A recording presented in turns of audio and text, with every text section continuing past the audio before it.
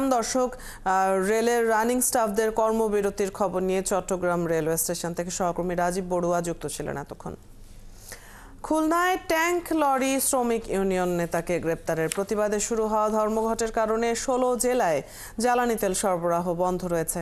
শ্রমিক ইউনিয়নের ডাকে আন্দোলনের দ্বিতীয় দিনে শ্রমিকরা পদ্মা, মেঘনা ও যমুনা ডিপো গেটের সামনে ট্যাঙ্ক লরি রেখে ধর্মঘট শুরু করেন, যে কারণে খুলনা বিভাগের ১০ জেলা ও বৃহত্তর ফরিদপুরের ৬ জেলায় জ্বালানি তেল সরবরাহ বন্ধ রয়েছে।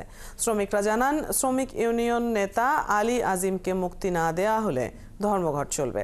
২৬শে জানুয়ারি খুলনা গোয়েন্দা পুলিশ একটি মামলায় তাকে গ্রেপ্তার করে।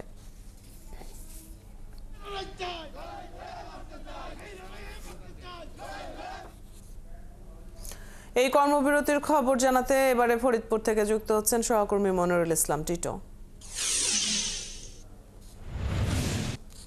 টিটো, কর্মবিরতি নিয়ে ব্যবসায়ীরা কি বলছেন, আর পাম্পগুলোতে তেলের মজুদ কেমন রয়েছে, কি দেখছেন এই কর্মবিরতির কারণে প্রভাব?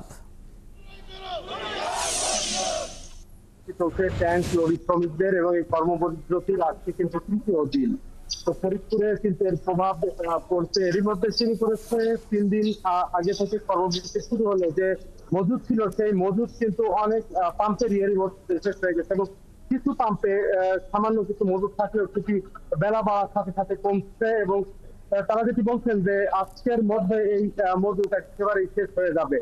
আর পুরো সংকটে পড়ে যাবে কিন্তু যদি আজকের মধ্যে এই ধর্মঘট না হয়, অথবা এরা যদি ফরিদপুরের যে ট্যাঙ্ক লরি মালিক সমিতি রয়েছে তারা যদি তেল আনতে না পারে বা পাম্প মালিকরা যদি তেল না পান। আমি কথা বলেছিলাম ট্যাঙ্ক লরি মালিক সমিতির ফরিদপুরের সাংগঠনিক সম্পাদক সাইফুল ইসলামের সাথে।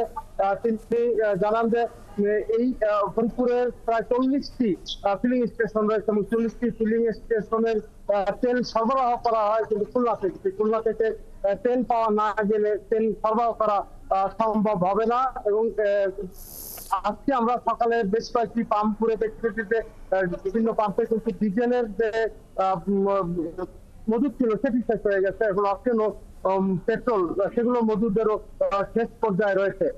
ফরিদপুরে কিন্তু বড় মৌসুমের একেবারে পুরো মৌসুম এখন চলছে। এবছর ২৪,১৮০ হেক্টর জমিতে বড় আবাদ হচ্ছে। সেই বড় আবাদও কিন্তু এই তেল সংকটের কারণে বড় আবাদে এর প্রভাব পড়বে, যেটি হয়তো যদি সহসায় নিরসন না হয় তাহলে তেল সরবরাহ বন্ধ হয়ে গেলে বড় আবাদ ব্যাহত হবে।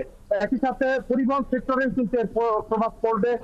এখানকার যে পরিবহন ব্যবসায়ীরা তারা যেটি বলছেন যে যদি তেল না পাওয়া যায় তাহলে তার গাড়ি চালানো সম্ভব হবে না। সেক্ষেত্রে বড় সংকটের দিকে এগুচ্ছে, একটা আশঙ্কা তৈরি হয়েছে।